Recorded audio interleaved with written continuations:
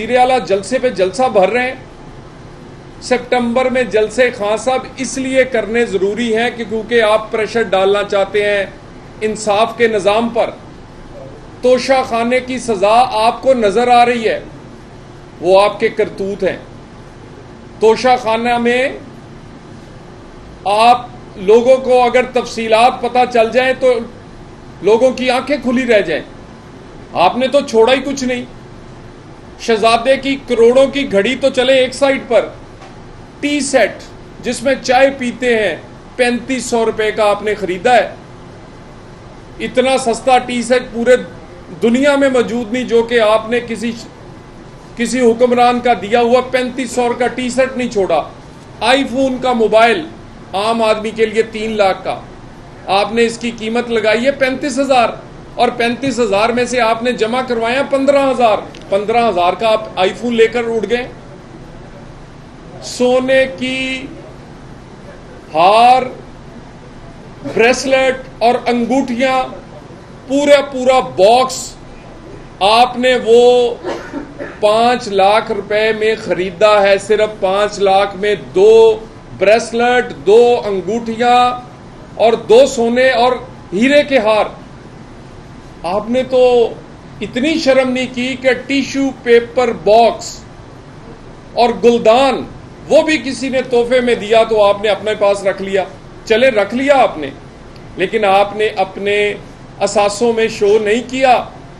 एक धेला भी अगर कोई ना शो करे तो वो नाहिल होता है। नवाज शरीफ जैसा तो अगर उसने तनख्वाह ना भी ली हो और बेटे से ना ली हो, किसी शहजादे की घड़ी नहीं थी, कोई तोहफे का टी सेट या हार नहीं था, बेटे से तनख्वाह नहीं ली थी तो नाहिल हो गया। आप तो ले चुके हैं। आप सितंबर में जलसे तोशा खाना केस मुकदमे की सजा से बचने के लिए कर रहे हैं। आप शहबाज गिल जिससे आपने बगावत का ऐलान करवाया, उस बगावत के मुकदमे पर प्रेशर डालने के लिए आप ये जलसे कर रहे हैं। आप ये जलसे अदालतों में अपने चलने वाले केस तौहीने अदालत समेत वो डालने के लिए ये बताने की कोशिश कर रहे हैं कि मैं बहुत मकबूल हूं। तुम जितने भी मकबूल हो, कानून तुम पर वही लगेगा जो मेरे पे या किसी और पे लगा है, और तुम आदी मुजरम हो। हम आदी मुजरम नहीं थे। 2013 की तौहीने अदालत में तुम्हें ना सिर्फ नोटिस हुआ था बल्कि वार्निंग हुई थी। तुमने माफी पहले भी तुम्हें मिल चुकी है। इस्लामाबाद जब तुमने लॉन्ग मार्च किया, इस्लामाबाद को आग लगाई, आग लगाने पर अदालत के फैसले को गलत इस्तेमाल किया, उस पर भी तौहीने अदालत की कार्रवाई आज भी अदालत में है। और उसके बाद ये नोटिस कि एक खातून जज को जिस तरह तुमने ललकारा है। तो ये जलसे सितंबर में सिर्फ इसलिए जरूरी है कि तुम सजाओं से बचना चाह रहे हो। और मकबूलियत का ड्रामा जो है वो तुम्हें करने की आदत है कि जब तुम अकेले मैदान में भाग रहे हो। काश नवाज शरीफ के साथ नाइंसाफी ना हुई होती, काश मरियम नवाज के कागजात एक्सेप्ट हो सकते, उसके साथ नाइंसाफी ना हुई होती। तुमने 9 हलकों में जमा करवाए थे। अगर नवाज शरीफ के कागजात एक्सेप्ट हो सकते होते, साकिब निसार ने उसके साथ ज्यादती ना की होती, हम नवाज शरीफ के कागज जमा करवा कर हमेशा के लिए तुम्हारी मकबूलियत का हिसाब बराबर कर देते। मकबूलियत तुम्हें उस वक्त मिली थी जब तुम्हारे मुंह में चूसनी थी और तुम्हें पैम्पर लगाया जाता था। तुम्हें कंट्रोल्ड एनवायरनमेंट में कोई ठंडी गर्म हवा नहीं लगती थी। तुम्हें बंदे तोड़ तोड़ के दिए जाते थे और तुम्हें एक खास किस्म का माहौल पैदा किया जाता था। नून लीग के लोगों को चुन चुन कर सजाएं दी जाती थी, बल्कि नाइंसाफी का निशाना बनाया जाता था क्योंकि तुम्हें मकबूल बनाकर वजीर आजम बनाना मकसूद था। अब वो हालात नहीं है।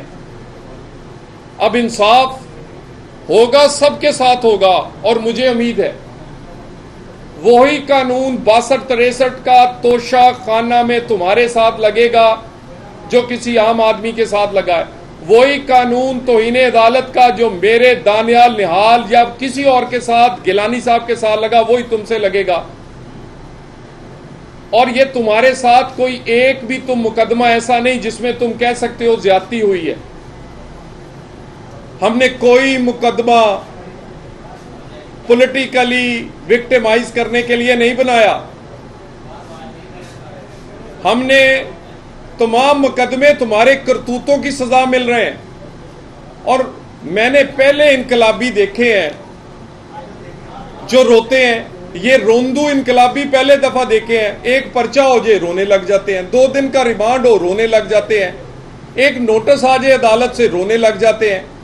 और खान साहब तुम जैसा ये जो डायलॉग बोल रहे हो, मुझे दीवार के साथ ना लगाया जाए, ये अनारकली वाले डायलॉग ना बोलो। मुझे दीवार में ना चुनवाया जाए, मुझे दीवार से ना लगाया जाए। तुम्हें अपने करतूत तुम्हें हॉन्ट कर रहे हैं। तुम्हें पता है तुम्हारे करतूत क्या है, तुम्हें पता है तुम्हें सजा होनी है। तुम चाहते हो कि वैसा ही पाकिस्तान में माहौल हो जैसे 8-8 साल तुम्हारे मुकदमे जो है वो सर्द खाने में पड़े रहें और तुम चोरी पर चोरी करते रहो। अब तुम चाहते हो तोशा खाना भी 8 साल के लिए कहीं चला जाए, तो इन्हें अदालत भी इसी तरह लोग भूल जाएं। तुम सितंबर में जल्द से सिर्फ प्रेशर डालकर अपने खिलाफ और जो तुम्हारे करतूत है उनकी वजह से जो तुम्हें सजाएं होने का इम्कान है उसको रुकवाने के लिए कर रहे हो। और ये बार बार कहता है मुझे दीवार से ना लगाओ, मैं बता दूंगा। क्या बता दोगे? वो इतना बुज़दिल इनकलाबी मैंने जिंदगी में नहीं देखा, जो नाम नहीं ले सकता। कभी XYZ, कभी तुम कुछ कहते हो। तुमने पूरी ABC पढ़ दी है, नाम लेने की तुम्हारी हिम्मत नहीं पड़ रही। इनकलाब लाने वाले डरा नहीं करते। इनकलाब लाने वाले जेलों से, काल कोठरियों से, मुकदमों से, नाम लेने से घबराते नहीं है। तुम क्या हो इतना बुज़दिल कि लोगों को सड़कों पे निकाल के आप पेशावर छुप गए थे।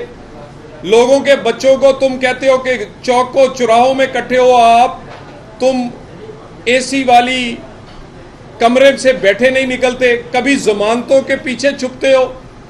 और तुम्हारे पास हर बात का एक जवाब है, मैं मकबूल बहुत हूं, मैं हैंडसम बहुत हूं। तुम जैसे बड़े मकबूल इस पाकिस्तान में आए और तुम इतने मकबूल नहीं हो जितने पाकिस्तान में भुट्टो या नवाज शरीफ रह हैं। तुमने तो मकबूलियत का ये ढोंग रचाया हुआ है सिर्फ सजाओं से बचने के लिए। और ये कोई जवाब नहीं है कि तुम बगावत का ऐलान करो, तुम सिविल नाफरमानी का ऐलान करो, तुम गाली दो, तुम तौहीन अदालत करो, तुम अपने असासे छुपाकर चोरी करके शहजादों की घड़ियों से लेके T-सेट तक, और तुम कहो कि तुम्हें सजा ना हो। तुम्हारे तो कागज पता नहीं कैसे एक्सेप्ट हो गए। अगर पाकिस्तान में यही कानून रहा कि इतनी बड़ी चोरी और इतनी बड़ी मिस डिक्लेरेशन ऑफ एसेट्स के बाद भी कागज अगर एक्सेप्ट होते रहे तो बाकियों का क्या कसूर था? कोई 10,000 के अकाउंट पे नाहिल हुआ, कोई एक मरला ना शो करने पे नाहिल हो गया और तुम इलेक्शन लड़ रहे हो। ये इसके साथ ये जो कौन सा काम तुमने नहीं किया? अब ये जो तुम जलसों में कहते हो ना, मैं नाम बता दूंगा, मैं ये कर दूंगा, मुझे दीवार से ना लगाओ, ये तुम NRO मांग रहे हो, ये तुम मिन्नत कर रहे हो, ये तुम तरले कर रहे हो, ये तुम माफिया मांग रहे हो। करके तो तुमने सब कुछ देख लिया।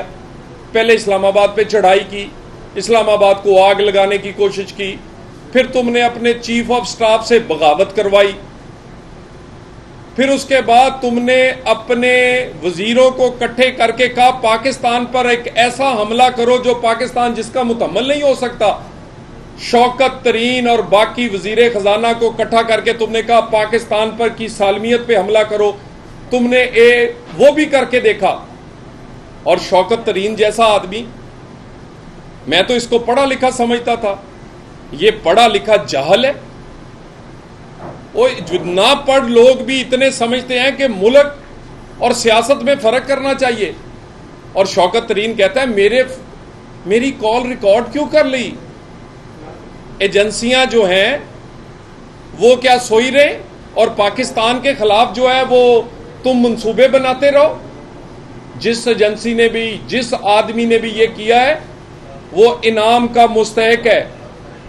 ये इस फोन पे तुम कोई अपनी जाती बातें नहीं कर रहे थे, अपने घर वालों से, अपने दोस्तों से गप्पे नहीं मार रहे थे, तुम मंसूबा बना रहे थे पाकिस्तान को श्रीलंका बनाने का। खान साहब आपने बगावत करवा के देख ली, श्रीलंका बनाने की कोशिश की, इस्लामाबाद बंद करने की कोशिश की। जब सब कुछ नाकाम हो गया, मकबूलियत का ड्रामा रचाने की कोशिश की, अब तुम मिन्नतें कर रहे हो। दीवार से ना लगाओ, मैं बता दूंगा। बता दो ना, ड्रामेबाजी बंद करो। XYZ पूरी ABC खत्म हो गई है, सुन सुन के कान थक गए हैं। क्या बताना है तुमने? है क्या तुम्हारे पास बताने के लिए? ऐसे ड्रामेबाजी करते हो। और इसके बाद IMF का मुआहदा हो गया है। अब हमारा टारगेट है महंगाई कम करना। वजीर आजम पाकिस्तान ने कल लोगों के दिल खुश कर दिए हैं, 200 यूनिट की बजाय 300 यूनिट तक का रिलीफ दिया है। मैं एक बात याद करवा दूं, हमजा शहबाज शरीफ की जब हुकूमत आई थी, चंद हफ्तों के लिए मियां नवाज शरीफ के हुक्म पर उन्होंने 200 यूनिट तक के गरीब लोगों के लिए बिजली मुफ्त कर दी थी। परवेज लाई, खुदा का वास्ता है, वो पैसे जो बजट में नून लीग ने, हमजा शहबाज ने गरीबों के लिए रखे थे, खुदा का वास्ता है उसको जलसों पे ना लगाओ, गरीबों के बिल दो। हम वो बजट पास करके गए थे, 200 यूनिट तक गरीब आदमी का बिल फ्री पंजाब में। अगर ये 200 यूनिट तक पंजाब की हुकूमत 2 नंबरी ना करे, अपना हिस्सा डाले, KP वाले अपना हिस्सा डाले, वफाक वाले ये 200-300 यूनिट की बजाय 500 यूनिट तक के लोगों को भी रिलीफ दे। मैं दोबारा कह रहा हूं, परवेज लाई, गरीबों का माल सियासत की नजर ना करो और इमरान खान को खुश ना करो। हमजा शहबाज और नून लीग के बनाए हुए 200 यूनिट फ्री आम आदमी के लिए के जो पैसे हैं उसको तुम जलसों पे ना लगाओ, आम आदमी पे खर्च करो। मैं इन्हीं बातों के साथ आपका फिर शुक्रिया अदा करता हूं। Thank you very much. कोई सवाल है तो मैं ये बताइएगा, यहाँ पर जो है 108 में सवाल होने जा रहे हैं, तो आप इलेक्शन लड़ने की बजाय शहबाज शरीफ को तनकीद का निशाना बनाइएगा।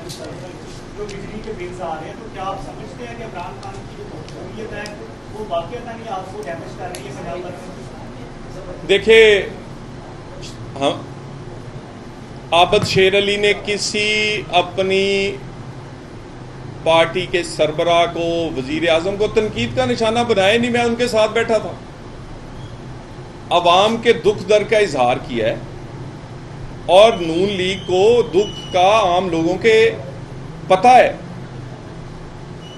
इसीलिए 200 यूनिट से बात 300 यूनिट पे चली गई है, क्योंकि लोगों ने आवाज उठाई है। इमरान खान तो स्वाए इक्तदार मुझे बचाओ कर रहे हैं। उन्होंने तो एक दिन नहीं कहा कि वो जब इक्तदार में थे तो उन्होंने क्या किया था, जब वो आएंगे तो क्या करेंगे, कोई मंसूबा नहीं। आम आदमी की आवाज इस वक्त नून लीग ही है। सो आम आदमी के लिए नवाज शरीफ ने सबसे पहले आवाज उठाई, बाकियों ने उठाई, और अल्लाह की मेहरबानी से नून लीग की हुकूमत ही इस मुश्किल हालात में भी लोगों को रिलीफ दे रही है। अच्छा सर, ये बताएं कि जिस तरह आप कह रहे हैं कि आपके लिए कोई अलग कानून और आपको सलाह दी गई थी और आप मौजूदा जो तो है ये अदालत से मुतल्लिका केसेज हैं, इस पर अदालत की तरह से सोच रही है, क्या अदालत में कोई मुख्तलिफ पार्टियों के लिए तो इस तरह के कवानीन इम्प्लीमेंट हो रहे हैं? देखिए, गुजारिश ये है कि कानून तो सबके लिए एक होना चाहिए, मगर जब मुकदमात का लोग कंपैरिजन करते हैं तो पता चलता है कि कोई सुतीले हैं और कोई लाडले हैं। हमें अदालत से ये तवक्को है, माजी में अगर कोई गलतियां हुई भी हैं तो उसकी तस्हीह करें। माजी में अगर ज्यादतियां हुई हैं, खुसूसन नवाज शरीफ और सियासी कारकुनों और सियासी पार्टियों के साथ, उनको रिव्यू करें और कानून सब पर एक जैसा अमलदारी होनी चाहिए, कोई मकबूल हो या कोई मेरे जैसा सियासी कारकुन हो। ठीक है, थैंक यू वेरी मच।